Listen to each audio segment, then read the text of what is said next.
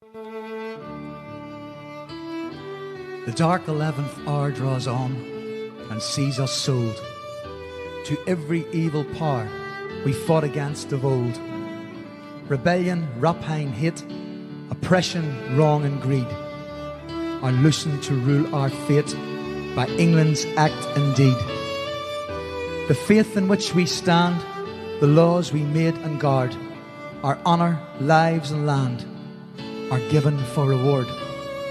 To murder done by night, to treason taught by day, to folly, sloth and spite, and we are thrust away. The blood our fathers spilt, our love, our toils, our pains, are counted us for guilt and only bind our chains. Before an empire's eyes, the traitor claims his price. What need of further lies? We are the sacrifice. We ask no more than leave to reap where we had sown, through good and ill to cleave to our own flag and throne. Now England's shot and steel beneath that flag must show how loyal hearts should kneel to England's oldest foe. We know the war's prepared on every peaceful home. We know the hell's declared for such as served not Rome. The terror, threats and dread in market, hearth and field. We know when all is said, we perish if we yield. Believe we dare not boast. Believe we do not fear.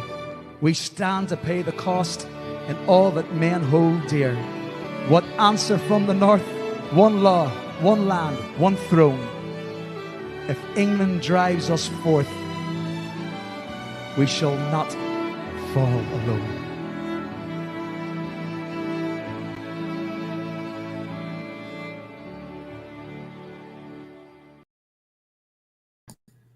Well, good evening. Good evening. It's a Saturday evening here at Restore UK, and we're here for a reason. We're here for a particular reason. We're here really to, I guess, not to criticise people, but certainly to plead with people to try to adjust their language, because the language that's coming from some people right now, it's not befitting of a unionist, or it's not befitting of someone or a political party or a political leadership that is out to aim to save Northern Ireland's place within the United Kingdom, to fight for Northern Ireland's place in a meaningful, proactive way, in a way that defends, protects and enhances Northern Ireland. So I'm just going to play a little video. And then what we'll do is we'll come back shortly after I play this video and listen very, very carefully to the words as the words unfold. And then we'll come back and we'll speak about it. So here we go. The Northern Ireland Protocol means that Northern Ireland is still operating under EU rules, with the EU treating Britain as a third country. And Edwin Poots says that means that there's an opportunity for Northern Irish businesses to branch out. An awful lot of material that is sold in the Great Britain market is imported from the European Union. We can obviously sell to the Great Britain market without the restrictions that would be for European Union countries. And our climate is actually excellent for plants, for cut flowers, etc. So, you know, we're very easy access to markets, for example, the Greater Manchester market, which is a huge population. And if we have the skills, the soil types, and all of that there put together, there is great business opportunities to export plants, to export cut flowers and other items to the Great Britain market. That was the Agriculture Minister, Edwin Poots.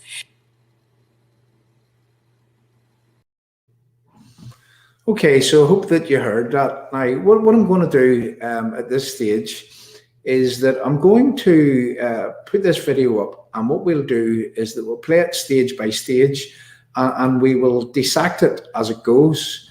Now, if you just bear with me, I'm just getting the video. Yeah, there we go. I'm just getting the video up onto my screen. Protocol means that Northern Ireland, with the EU treating So just bear with me for a second. The Northern Ireland Protocol. There we go. There we go. Okay, so as we play this, what I'll do is I'll narrate over it, and I'll point out the very words that I'm very unhappy with, and I'm sure that anyone that calls themselves a British Unionist in Northern Ireland, well, they've got to be very unhappy with these words also. And let me just point out before we move on, is that yes, Edwin Poots is actually pointing out and pinpointing an opportunity for people here in these harsh times of COVID to sell things, and to export. But what was it that he said? He said that they should be exporting to Britain. This is Northern Ireland. This is part of the United Kingdom. And here we have a DUP minister. I don't know, was it a poor choice of words? Suggesting that people here in Northern Ireland should export to the rest of the United Kingdom. This comes in a week whenever Edwin Poots, whenever his ministry, whenever the agriculture department within the administrative assembly, whenever they were advertising for people to work the protocol, yet Edwin says that he knew nothing about it. Now, maybe these are a very, very poor choice of words. And again, let me make this clear, that anyone should be encouraging businesses here in Northern Ireland to sell their goods in order that they can flourish, especially in these bad times. But should a unionist ever be suggesting that people in Northern Ireland would export to Britain? I don't know what you think. Leave some messages on the live chat as we move to dissect exactly what it was that Edwin Poots had said.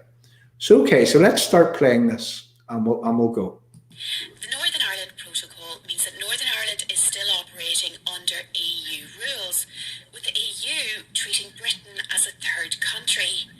And Edwin Poots says that means that there's an opportunity for Northern Irish businesses to branch out.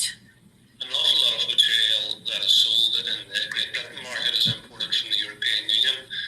We can obviously sell to the Great Britain market without the restrictions that would be for European Union countries. And our climate is actually excellent for plants, for cut flowers, etc. We have very easy access to markets, for example, the Greater Manchester market, which is a huge population. And if we have the skills, the soil types, and all of that there put together, there is great business opportunities to export plants, to export cut flowers, and other items to the Great Britain market. So, people, there's great opportunity for people in Northern Ireland to grow flowers and to export them to places like Manchester, to export them to Britain, to export them into other parts of the United Kingdom. I don't know what you think. Is that a defeatist attitude? Is that an acceptance that the protocol is here to stay? I don't know. Maybe the DUP need to tell us what it was that Edwin Poots meant when he talks about exporting from one part of the United Kingdom into other parts of the United Kingdom. The Manchester market is exactly what he was suggesting. So there we go. I sigh, I take a deep breath, because, if this is what our leadership is here in Northern Ireland, under their leadership, people, we are doomed. If the DUP are now accepting that the protocol is going to be here and remain forever, because the reality is this. The people in Northern Ireland made up the 17.4 plus million people that voted in a Brexit referendum. We made up those numbers. Now, as I asked a professor of politics not too long ago, is it ever acceptable that if there's 4 constituent parts in the United Kingdom, which there is, that is England, Scotland, Wales and Northern Ireland, is it ever acceptable that one constituent part wouldn't have democracy delivered in the same way as 3 constituent parts? I mean, that is a total corruption of democracy. And I believe that the only meaningful, proactive protest that can be made right now is not to implement the protocol, is not to suggest that people here in Northern Ireland would be exporting into another part of the United Kingdom. The only meaningful, proactive protest that could be made right now is for the DUP to say to Boris Johnson's government, to England, to Westminster, to Dublin, to the EU, and to anyone else that is concerned, that they should lay out a time frame for withdrawal from the workings of the Belfast Agreement and anything else that flows from it until Northern Ireland Unionists are made first-class citizens, until democracy is served to the people of Northern Ireland in the same way as it has been in the rest of the United Kingdom. People, we are being unfairly discriminated against, and seemingly, and you know, I'm asking a question here, but seemingly, according to those words, Edwin Poots is in acceptance that we are separated from the United Kingdom and people here should be exporting to the rest of the United Kingdom, namely Manchester. Now, I don't know about you, but that is totally unacceptable language from a minister in the Northern Ireland government who is meant to be representing British unionism here in Northern Ireland. So that's what I wanted to speak about. That's what I wanted to highlight. And that's the reason why I came here this evening. So I'm not going to stay long. I'm aware that there's the Ulster Bonds Forum, which comes on this evening, and a lot of people, they go and they visit the Ulster Bonds Forum, and rightly so. You know, it's a Saturday evening, everybody's locked down and locked up, and sure, for those that need a bit of light relief, go over to the Ulster Bonds Forum. You'll always get good crack there with Valerie and whoever else is there. Now, okay, so we're going to take... Sorry, and we're going to now talk about something else before we go. So we'll remove that. Okay, people. So before we go to the live chat, I just wanted to really highlight something else that we spent today with down in Belfast. And we spent today talking to a man, and this is something else that I'm going to sort of get behind. I'm going to get behind and trying to highlight, and rightly so, because right now in Northern Ireland, there's a piece of our history, you know, a piece of our history that should be saved, that should be preserved. And again, seemingly, there's no one wants to get behind the efforts to preserve this piece of history. And if people don't get behind this thing that I'm about to talk about, this part of our history could be lost and gone forever. And again, you know, this is me appealing to politicians, whether that be the TUV, whether that be the DUP, the UUP, the PUP, and anyone else with unionist in their name.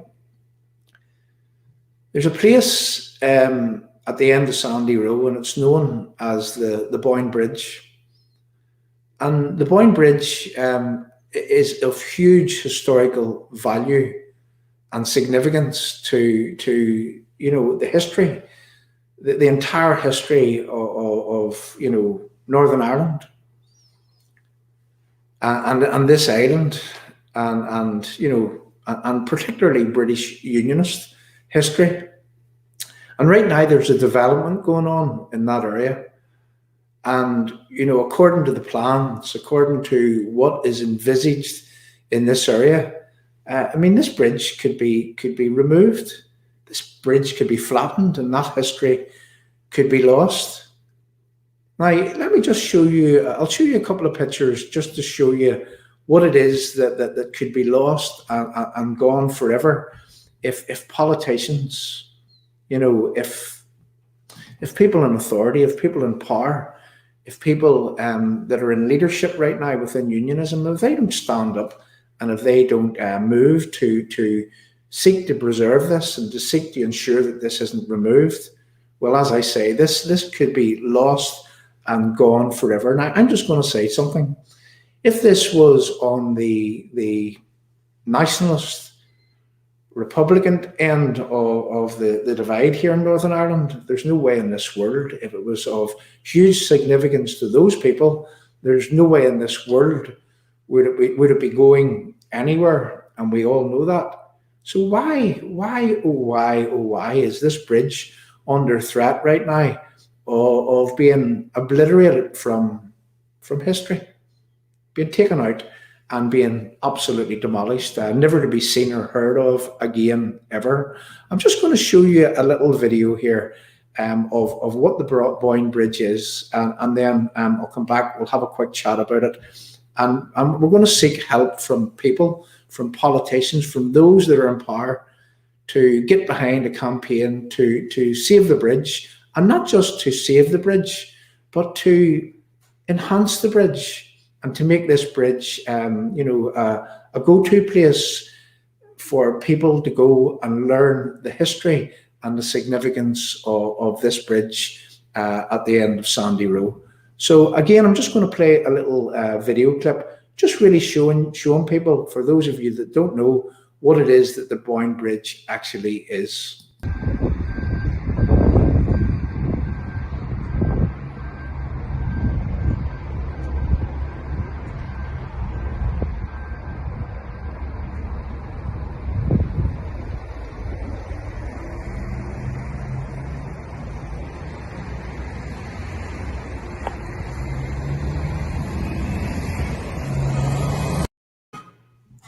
Okay, people, that's the underside of the Boyne Bridge. Now I'm just going to show you a picture, and you know, in below where that bridge goes across, you know, underground, there's meant to be the bridge. There was a borehole, I'm told, that was created, and they found that there's evidence there that the old bridge, you know, that is of huge historical value and of huge historical significance. Well, it is actually down and under the ground. And really, I mean, I think that what should be happening is that the old bridge should be dug up and preserved and even, you know, put back together again, like they would do in, they say, the Ulster Folk and Transport Museum, where they would build these things put together back brick by brick. And you know, for future generations to see. As I say, it wouldn't be happening in any other historical or item of historical significance. It definitely wouldn't be happening where it would be destroyed. And we really, really need to get behind a campaign to try to preserve this and to, as I say, not just to preserve, but to enhance this finding. And now let me just show you one more picture from underneath the existing bridge, which is actually in place right now. So bear with me, yeah. So again, you know, this is the underneath of the bridge, you know, and it's I mean, the architecture of that alone, you know, this is the bridge that was built over. Now, I mean, it's encased up above by concrete and whatnot, but you know, if this was stripped back, even this, and named, you know, the Boyne Bridge, and it looks as if they're about to right now remove the name according to the plans, and this should never ever be permitted to happen. So again, I'm calling on the local MLA, who would be Christopher Stalford, and just after we finish here, what I'm aiming to do is I'm going to send Christopher a message. I'm also going to send the likes of Mervyn Gibson a message. I'm going to ask, is there any reason why this bridge would be permitted to be destroyed when it holds that huge significance in the history of the our, I suppose, our culture.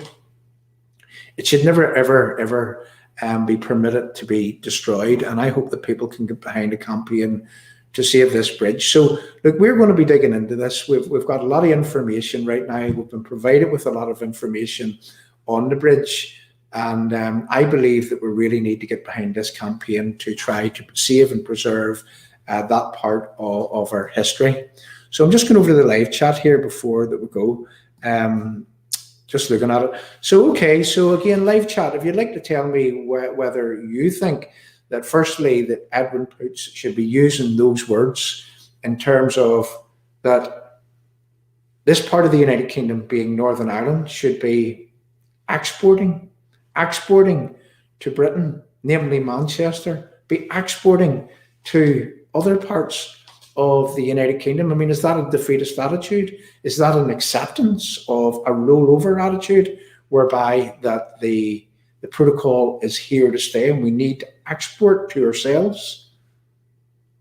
I mean, it beggars belief, and if you would like to leave some messages there, and maybe the DUP can explain why that it is that Edwin would be using such words. People from Northern Ireland should be exporting to Britain. Imagine that. And as I say, the only meaningful proactive protest that can be made right now is by the DUP, and they should be withdrawn their support for anything to do with the Belfast Agreement, anything that flows from the Belfast Agreement, until, and I specify until, that the rights of Northern Ireland British Unionists are returned to being first-class citizens here in Northern Ireland. So there you go, people. We didn't come to stay for too long. We really came here to highlight what it was that Edwin Poots is saying. And on a week whenever his department was implementing the protocol, actually seeking people to work to check goods. I mean, there was an advertisement put in the press looking for people to man the border in the North Channel. And that's being implemented by a British unionist. Now, again, I'll ask one question, and this is a question.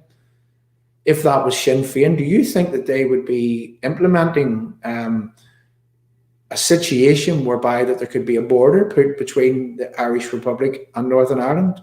Well, we all know the answer to that. So why is it that a British unionist is doing this? It really beggars belief. And one more thing. Here's the DUP talking up the protocol, talking up exporting to Britain, and at the same time they're taking part in a challenge in court against the protocol. Now I have my own thoughts on that. I mean, Ben Habib, Kate Hoy and Jim Allister were taking a case against the protocol, and then the DUP and the UUP have joined in with this this case. I would have really liked to just seen Jim Allister, Ben Habib, and Kate Hoy pressing on their own until such times that we would really see meaningful and proactive attempts by the DUP to defend, to protect and enhance Northern Ireland unionism and Northern Ireland British unionism. Right now, all those people seem to be doing is to be putting nails in the coffin of Northern Ireland. And I make no apologies for saying that. I mean, I've seen it time and time again, and I just don't trust them right now. And I'm sure there's a lot of people that is just like us, where, just like me, where they also, where you also, where they don't actually trust the DUP. Look, there's another photo that has just come in here of the bridge, and I would like to just put it up. If you just bear with me for a second, what I'll do is that I'll get this bridge up. Yeah, well, there we go. There's a good picture of the bridge, and I'll just try and get it up as we speak. So just bear with me, people, for 2 seconds, and I'll be closing it within the next few minutes. So if you just bear with me.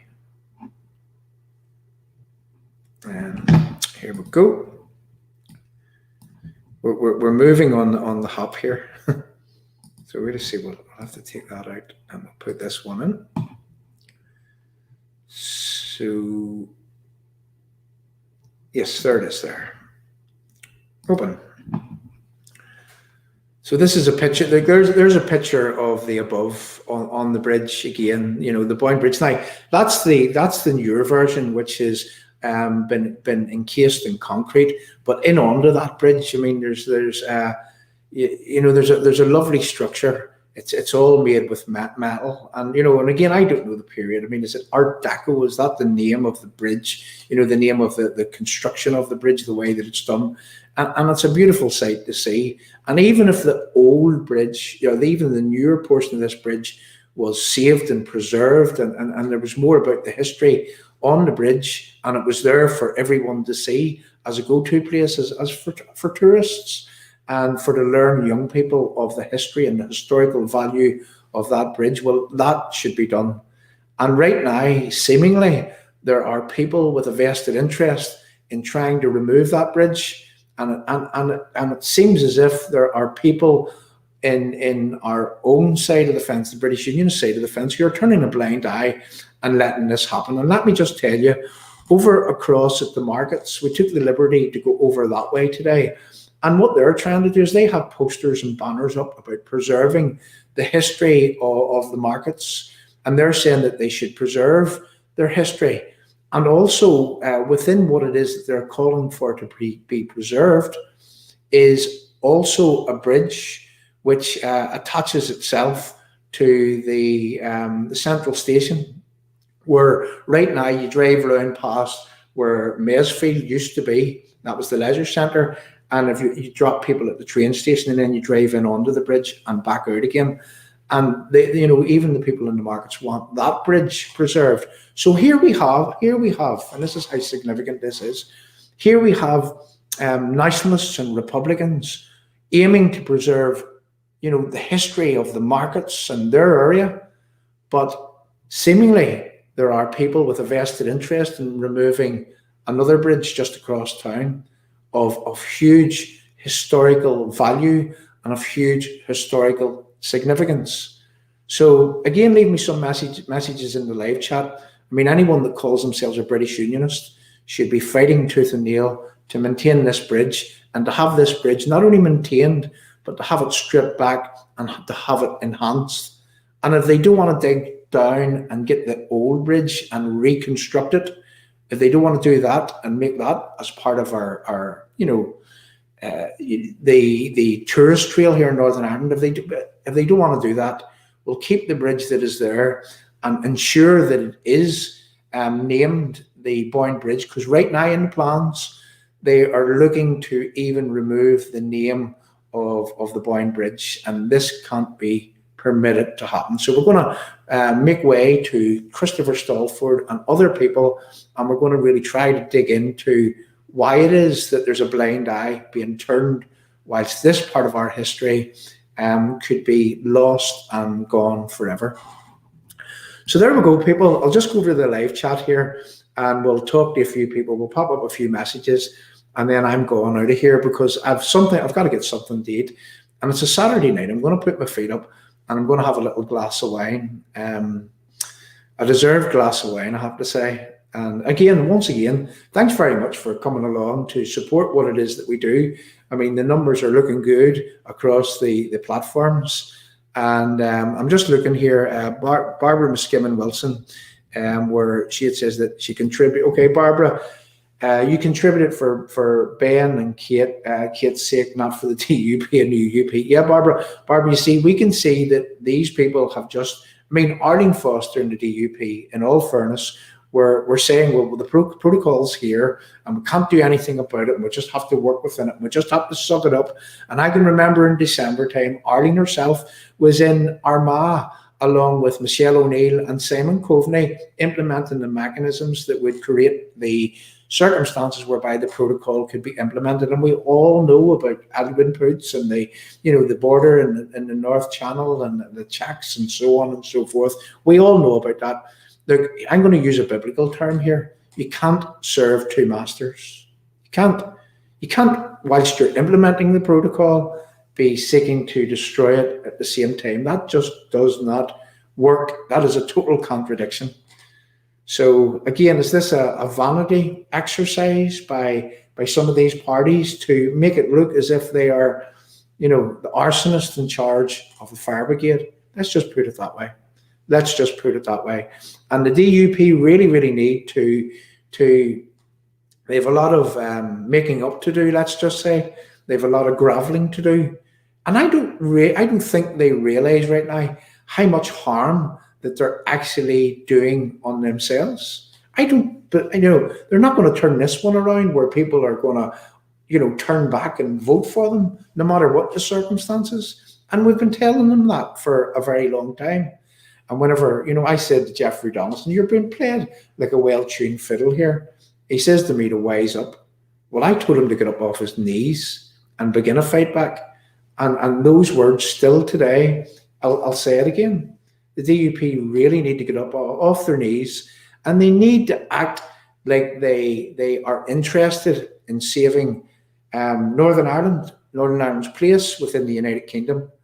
They really need to act as if they mean business in terms of derailing and ensuring this protocol is no longer. And the only meaningful proactive protest that they can make right now is for them to implement a time-framed withdrawal from anything that flows from the Belfast Agreement. Because let's face it, people, that agreement, if left in place, if not made and shown that it needs to work for British unionism, also, if it's not shown in that way, and if it's not impressed upon these people to turn in their ways, well, ultimately, that agreement will destroy British unionism here in Northern Ireland. So once again, thanks very much for coming along. And what we'll do is we're just going to play us out. And I'm just looking through some of the chat here, just to probably pop something up, or the odd wee message up. Keep up the good work. Okay, thanks very much, Colin. Keep up the good work, as our DUP are pathetic. Yeah, well, look, that's the way we're all beginning to see them in the cold light of day for what they actually are, what it is that they've been doing ever since that I've been a lad.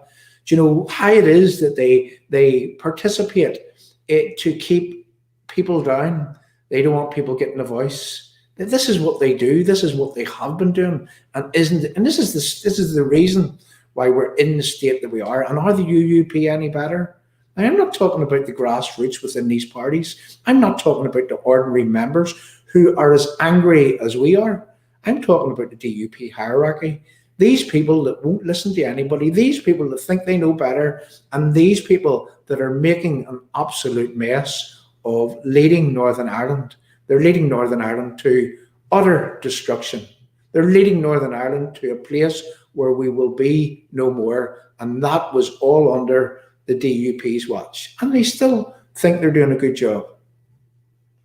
It beggars belief. It really, really does. And again, I'm just going through the live chat here before I head off.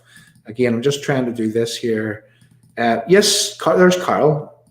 Carl, can it not get listed? It actually should be listed. It actually should be. And I know as a builder, there are circumstances whereby that if you're going to create a development, there has to be. I mean, if there's places of archaeological significance, I mean, there has to be surveys, there has to be digs, and these things have to be preserved. But seemingly, all of those rules are being sidestepped with this bridge right now. So, I mean, this is totally winnable. But what we need to do is that we need to get the politicians in behind it. And I'm sure there's a lot of politicians that actually will come in and come in behind it. I'm sure. And if they don't, I'm sure that we can put them behind the 8 wall to ensure that they will get in behind it. Is this a piece of our history that they don't want to preserve? It has to be preserved. It really, really does. Yeah, Vincent, there we go. Why are they trying to destroy our history? I'm sick. Look, there's vested interest in destroying that history. Are they ashamed of it? Are they ashamed of that history? Do they not want that history around? Have some people been maybe promised something else to turn a blind eye whilst this history is destroyed. That history has to be preserved. And this is a fight that we will gladly get in behind. And believe me, we will, and we'll continue to stick behind this one, because this is one that really needs to be saved. So again, a totally unacceptable situation, whether careless vocabulary or not. They need, yes, there you go, Carl. Carl, you're absolutely right. You know, and again, look, I'm being careful with my words. I've taken a bit of advice, and thanks to the man that gave me that advice, I've taken a bit of advice to choose my words very wisely when I was talking about what it was that Edwin Poots had said. So there you go. That's why the words are coming out in a way that they do. Carl, there's a method to the madness. But the truth of the matter is that it's totally unacceptable that someone in British Unionist leadership here in Northern Ireland, whilst this protocol is in place, it is totally unacceptable that that person would be saying that people in Northern Ireland should be exporting, would you imagine, to Britain, namely Manchester. They should be exporting to other parts of the United Kingdom. Do you know? Rap. What an unwise, a very, very unwise choice of words. I nearly fell off my seat when I heard those words. And again, thanks to the person for highlighting this to us, because that's what makes it work for everyone. I'm just looking at some of the comments, and then we're heading off here, people. We really are. Again, this is just he thinks the NI protocol is good. Craig, he couldn't make it up. He thinks the NI protocol is good to export to the UK. Yeah. You heard it for yourself. Go back and listen to the video. You know, I don't know. Do you know? Was it a mistake? Was it an unwise choice of words? I'm saying that. Well, I mean, that's for Edwin Poots and the DUP to answer. Were they a very unwise choice of words? That's all I'm saying. They definitely were. So here we go. There's a petition to save the bridge. Yes, Jean. Jean, I know about it. I know about it. What happened was that we were with some people today. We got a huge run, and thanks to Isabel Montgomery for making the introduction to us and to the people that have this underway to save the bridge. And again, it's just worth highlighting that this bridge needs to be saved. It's just worth highlighting that we need to approach those in power, namely Christopher Stallford is the local MLA. And I would like to hear Christopher Stallford, maybe Christopher, this is an invitation for Christopher to come on here and to talk about how it is that we're going to save this bridge together. There's an open invitation to Christopher to come on here to talk. So I'm going to send him a message.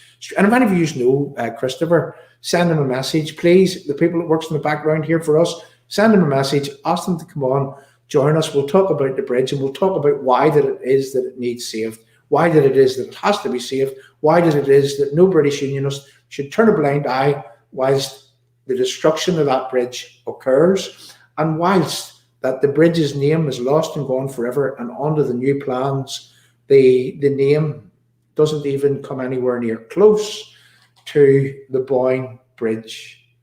That site is of huge historical significance to Northern Ireland, to this whole island, and to our history, and it needs to be preserved, whatever the cost. It needs to be preserved, and it's, I can't put it any more clearer than that. Wouldn't trust any of the DUP. Yeah, absolutely. It can't be listed. Can't be listed. It's not the original bridge, John. Yes, you're absolutely right, Marie. But see, looking at it today, I mean, I think it's 1936 that old Art Deco bridge was built. And again, maybe somebody can correct me here. I was just told that it was Art Deco. I'm not too familiar, but there's lovely metal structures underneath. Look, I have some videos, and I'll be preparing some videos on it. But that can be preserved. That actually can. I mean, I'm sure that can be listed again as a historical site. If we were to strip, not us, but certainly, you know, the developers, if they were to strip off the concrete casing around it and expose this wonderful piece of architecture, even in the form that it's in now. Because in under that bridge, it's a beautiful, it's a masterpiece. It really, really is. You know, and I say that from a builder's standpoint. It should never ever be erased from our history. And by just even saving that, even if they don't want to dig, to excavate, to get, now there was boreholes taken, and the original bridge is down and under. But even if they don't want to do that, I mean, they should be preserving the upper bridge, and by doing so, well, then they're not erasing the history which is in under that bridge. So there's a whole load of proposals, arguments that could be put forward, but we can't let the development of this transport hub. And one other thing I'm going to say here, the transport hub is moving from the city centre and it's moving out towards the West Belfast. It's moving way out that way, you know. Maybe there's no significance to that, but that's just what I witness whenever I go there. So look, again, we really need to save the bridge. We need some posters, we'll need some banners, we'll need some, you know, we'll need to put a lot of politicians. Okay, I'm not going to say, we'll not put them we'll not put them behind the 8 ball, we'll not put them under pressure, but we'll go and we'll ask them to get behind the campaign to save this bridge and to highlight it and to ensure that that history is going absolutely nowhere. So there you go. I stayed for a wee bit longer. I've cheated. I always do, you know that. I've stayed for a wee bit longer than I should have. And what we're going to do this evening, people, thanks very much for coming along, and I hope that was interesting to you. So again, just listen to Edwin Poots before we go. Well, let's do this. Let's do this once more, just to hear Edwin Poots', this is a recap, to hear Edwin Poots' words. And let me just put it up here. Right, here we go. Now, bear with me for 2 seconds. Protocol means that Northern Ireland is still operating under EU rules, with the EU treating Britain as a third country. And Edwin Poots says that means that there's an opportunity for Northern Irish businesses to branch out. An awful lot of material that is sold in the Great Britain market is imported from the European Union. We can obviously sell to the Great Britain market without the restrictions that would be for European Union countries. We can sell to the Great Britain market, okay? We can sell, no, we can't sell to another constituent part of the United Kingdom. I'm just asking the questions here, but here we go. And our climate is actually excellent for plants, for cut flowers, etc. So, you know, we're very easy access to markets, for example, the Greater Manchester market, which is a huge population. And if we have the skills, the soil types, and all of that there put together, there is great business opportunities to export plants, to export cut flowers, and other items to the Great Britain market. There's great opportunities to export from Northern Ireland to the Great Britain market. Now, again, I'm going to emphasize, and I'm going to make it very, very clear, is that it is right that we should encourage people in Northern Ireland that are entrepreneurs to sell to any market. But I find those words a very, very poor choice of words coming from someone who is meant to be in leadership. That raises huge questions for the DUP right now, for the DUP leadership. And again, something that we have to do, I'll be sending a message when we finish here to ask, are they wise words? Should we be getting a rollback from them words? Should the people of Northern Ireland be getting an apology for the, you know, those words are very insulting to me as a British unionist, that a so-called leader of British unionism here in Northern Ireland would be suggesting that this part of the United Kingdom would be exporting to another constituent part of the United Kingdom. Meanwhile, Article 6 of the Act of the Union is still in place, and that's what the court case is all about. Well, that's part of the court case, is that that guarantees that there would be no bounties or tariffs between any constituent part of the United Kingdom, and no need for exporting within the United Kingdom. So there we go. That's straight from Edwin Poots's mouth. And I just ask you to make your own conclusions, to draw your own conclusions as to why that it is that Edwin, on a week whenever his department, excuse me, are advertising for people to implement the border in the Irish Sea, they're advertising for people to come and work there, and then it says that they didn't advertise, and he says that he knew nothing about this, and then here we go again this week, where he's wanting people in Northern Ireland to export to other parts of the United Kingdom. I just don't know. I just don't know. Again, but it was very, very worthwhile highlighting that. And yes, again, I do see Carl. Let me see, Carl. I seen Jean, was it here? I'm just looking back here for a moment. There was something. Oh, it's Marie. Yeah, Marie, you're right. Is that yeah, the old bridge is in under, and it is in bits. But again, it is quite possible for to excavate and to reconstruct the bridge, a bit like what they would have done, say, in the folk museum or whatever. I don't know whether that's the thing to do or not. I mean, there's a perfectly good bridge there. It's named the Boyne Bridge, and with a wee bit of renovation work, removing the old concrete casing and whatnot, it would be, you know, again, it would be very, very pleasing to the eye, and it would be saving that part of our history. So again, it's something that's really worth getting in behind, is the truth of the matter. So look, thank you very much for coming along, as usual. Thank you, and I really, really do appreciate it. So again, find those words extremely disturbing. Georgie, you're absolutely right. And who couldn't find those words disturbing? Is there more to those words than meets the eye? Well, who knows? Only Edwin Poots and only the DUP can actually tell us that. But there's too many words that we're not actually liking at the minute, and there's too many words that are extremely disturbing, just to use your own form of words there. So here we go, people. We're going to actually play us out, and thanks very much for coming along, and enjoy the rest of your weekend, and we'll see you again on Monday. Now, we're also in talks with various people, with reference people taking part in the things that we do over the coming days and weeks, and we will see you again on Monday. So thank you very much for coming along and playing us out with one thing first, and then we'll go straight into playing us out with one song. So I'd like for you to listen to The Dark 11th Hour.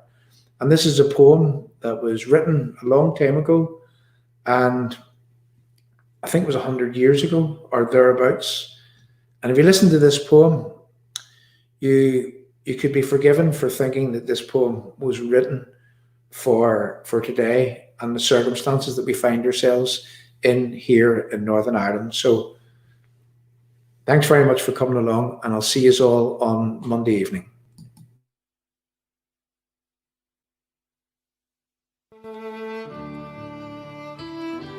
The dark 11th hour draws on and sees us sold to every evil power we fought against of old.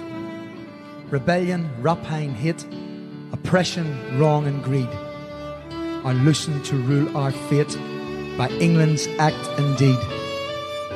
The faith in which we stand, the laws we made and guard, our honour, lives and land are given for reward.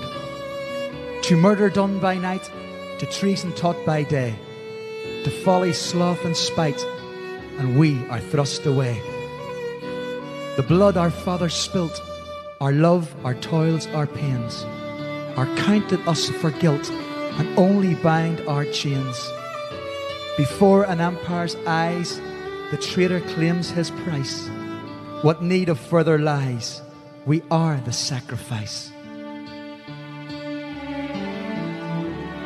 We ask no more than leave to reap where we had sown, through good and ill to cleave to our own flag and throne. Now England's shot and steel beneath that flag must show how loyal hearts should kneel to England's oldest foe. We know the war's prepared on every peaceful home. We know the hell's declared for such as served not Rome. The terror, threats and dread in market, hearth and field. We know when all is said, we perish if we yield. Believe we dare not boast. Believe we do not fear. We stand to pay the cost in all that men hold dear. What answer from the north? One law, one land, one throne.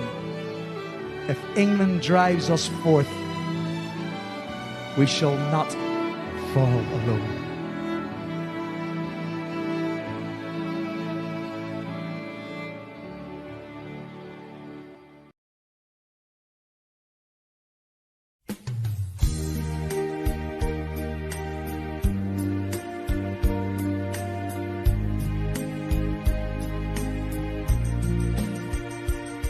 Just across the Irish Sea stirs a heart of loyalty, raising honor and indignity, drives a will to keep us British free.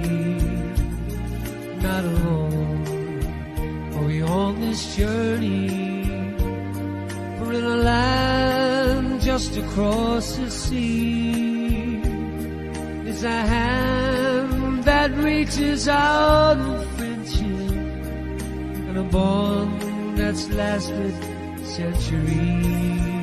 And its hands across the water, reaching out for you and me, for Queen Ulster and for Scotland, help to keep our loyal people free. Let the cry be no surrender, let no one doubt our loyalty, reaching out to the brave red hand of Ulster is the hand across the sea.